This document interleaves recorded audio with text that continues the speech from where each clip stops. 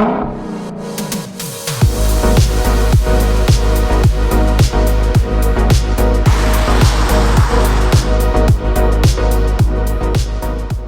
Mazda 3 hatchback, this time with a turbo, 250 horsepower and 320 pound-feet of torque, which draws comparisons to things like GTIs, Kona Ns, and so on.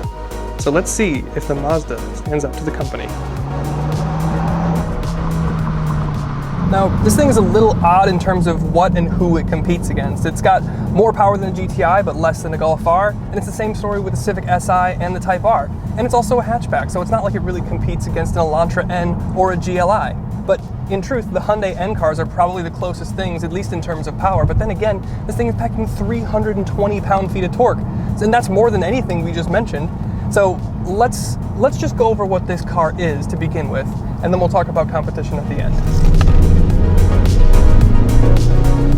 And let's start where we always do, and that is under the hood. And this should sound familiar. It is their 2.5 liter 4-cylinder, which is basically in every Mazda that they have, but this has a big ass turbo. Matt was just in the CX-5 recently, and that has the same engine making the same power, but there's one big difference. This is obviously a lot smaller, lighter, and has a lower center of gravity. This thing as it sits is 3,383 pounds, which is a good 500 pounds lighter than the CX-5, and of course that's a good thing. However, it's still 200 pounds heavier than a GTI.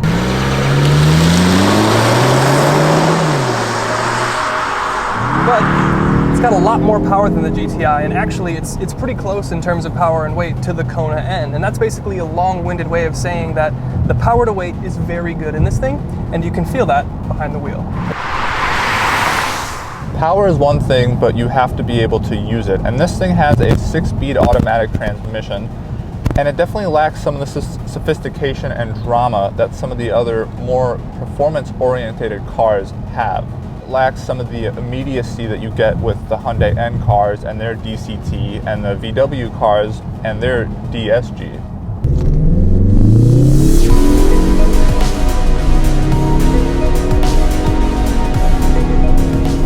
And then finally, power goes to all 4 wheels using Mazda's I-vectoring all-wheel drive with torque vectoring. And the system seems to work really well. I never feel like I'm burning up an inside wheel, and it doesn't really seem to bog down in a corner. You will want to get on throttle a little bit earlier than you normally would, just because there is a bit of that turbo lag. However, there is another enthusiast type spec that you can get this Mazda 3 in. It would be a front wheel drive manual transmission, and that would save you a couple hundred pounds, almost 400 pounds. But you can't get that spec with the turbo. So personally, I like the power and the theater that you get with the wave of torque in here. Now, this thing I think does a pretty good job without being widely marketed as a hot hatch or a true enthusiast car. It's got good power, it's got good drama on power delivery, the suspension and the damping is really good to hold you up in a corner, and ultimately, it's fun behind the wheel. What more could you ask for?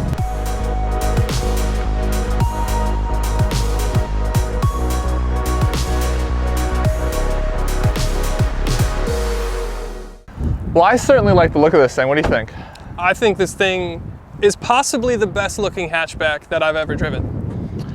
Yeah, we have a poly metal gray metallic paint. Nailed it. Nice. I don't know why they came up with such a confusing name. What is polymetal? I don't know. But it is gray and it's metallic, so I guess that's spot on. Yeah, and you know, starting up front, you have a lot of black accents on this thing. You have a really big grille. You have LEDs. I really like the headlights and the taillights of this thing. Yeah, everything just kind of has like a simple elegance to it. Yeah, it's really simple. It's understated. The hood is pretty long, but take us around the side. Yeah, so of course around the side here you've got 18-inch wheels finished in the gloss black finish, which is of course very sports car, very hot hatch. Love it. The thing that I don't love about this is they're wrapped in Bridgestone Turanza tires, and I think that's a little bit, we talked about it behind the wheel, I think that's where you're giving up a little bit of performance, a little bit of grip, especially if you're going to hustle this thing through a corner and put more load in it as the turbo spools. I think you could have a more aggressive tire. Like a Dunlap. No. But I think from the side, the side is really where I think if you bought a sedan, go get your money back. Because the hatch is where it's at. Aside from this massive zip code worth of C-pillar. Yeah, you know, it's frustrating if you turn off some of the safety features because they're almost, yeah, they're almost impossible to drive with on. But we'll talk about that when we get inside. This C-pillar is so massive and it hides your blind spot. It creates the biggest blind spot ever. But beauty is insane. pain. Yeah, exactly. And it is sexy. I'm willing to give it up. I'm willing to give it up because how it looks. On the back here, you have a nice little wing, black accented, of course. You have LED taillights, which look really good. Yeah. And then you have dual exhaust, big exhaust pipes. Look good. Pretty good. Yeah. I like it. Let's jump inside. Sounds good. This thing looks spectacular on the inside. It looks expensive. It's very simple, very elegant, just like the outside. Yeah, I completely agree with you. And the materials are really good. You get good stitching and contrast here to break up the black. I feel like they go with the minimalistic look in terms of like buttons and where they are and things like that. I mean, so you do have some physical buttons to control your HVAC controls, which I like.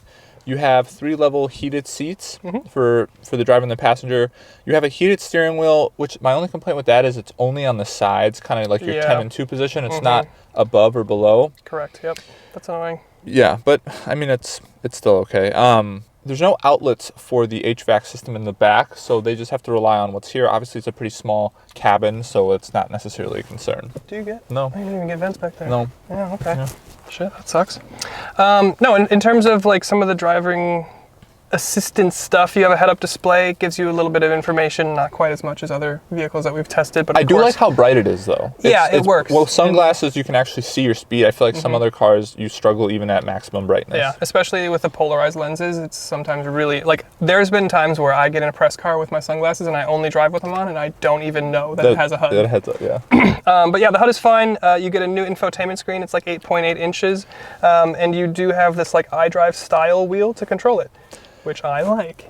Yeah, so I wish it was a touchscreen. Also, the screen is super wide and not very tall, so it just feels a bit different. Yes. For me, it's kind of unique. It feels, once again, like form over function, where they've nestled it in here it looks very expensive and Lexus-like, but it's like this is almost...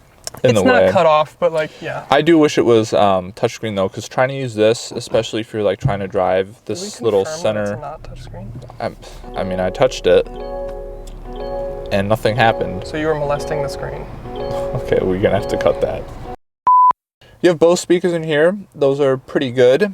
One thing that I was impressed about was the camera quality, really good. You have a 360 camera. Yeah, it's not Toyota in here. Yeah, no, I was just like, I was actually thinking like, how have they not at least just upgraded the cameras in the 4Runner? But anyway, I digress. Toyota is like one of the biggest manufacturers I think they might be the biggest manufacturer on the planet. Come on. Just like small little things. But anyway, I digress. Wired Apple CarPlay in here. You have a small sunroof, but at least you have a sunroof. Yeah, it's kind of nice. You do get rain sensing wipers, which it didn't seem like you got in the $110,000 Apparently it was standard, I don't know. Grand Wagoneer. It was on the spec sheet. I never got it to work once, and it rained and snowed every single day we had that car, so if it had them, probably would have worked. The back seat is small-ish, but to be honest, it's not necessarily knee room that I suffer from, it's more headroom, honestly. I was surprised how well I fit back there, though. Like, 6'2", my head was touching the ceiling. Yeah. And my knees were in the back of the seat, but I thought it was going to be worse. But I think if you're anything under 6 feet, you'll be fine back there. Yeah, it's usable. It's just a little smaller than something like, it feels more spacious in a Golf. Yes. Basically. And then kind of same deal with the trunk where you're kind of paying for that sexy body on the outside with some interior compromises. And that's a trend throughout Mazda. Yeah. You know, even the CX-5 too. Right.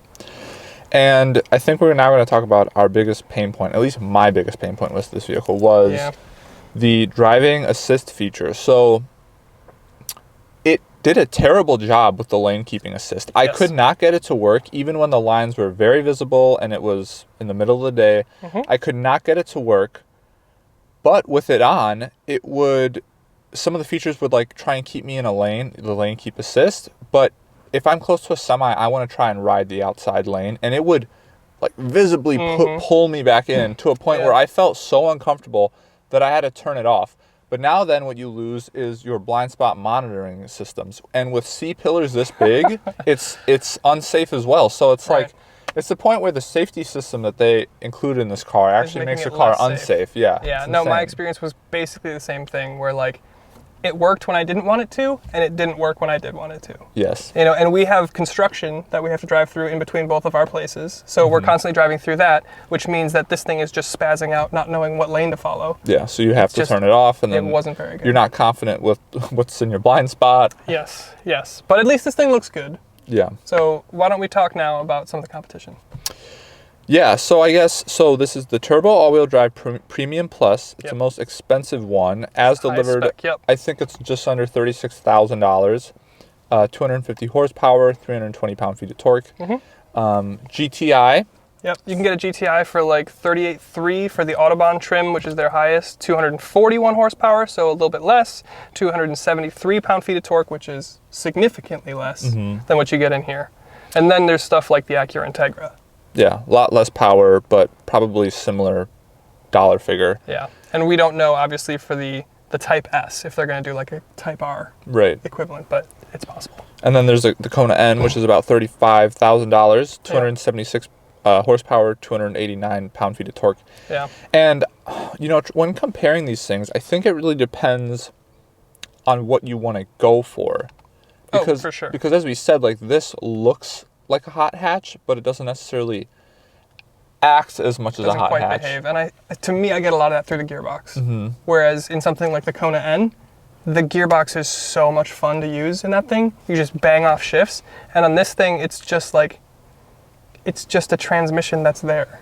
Like, it's not part of the driving experience to me. It doesn't make it more fun. Yeah. So I think, like, in terms of everyday comfort, this would probably superior to the Kona. Yeah, because the Kona N is a lot louder, and the suspension is a bit super more stiff. Yeah, it's stiffer. It's very Focus RS in that way. Yeah. But if you're trying to do like hot hatch track day stuff, I think the Kona N is probably your best bet there. Sure. GTI is just a little bit too expensive, I think. Yeah, GTI is more expensive, and it doesn't quite have the same.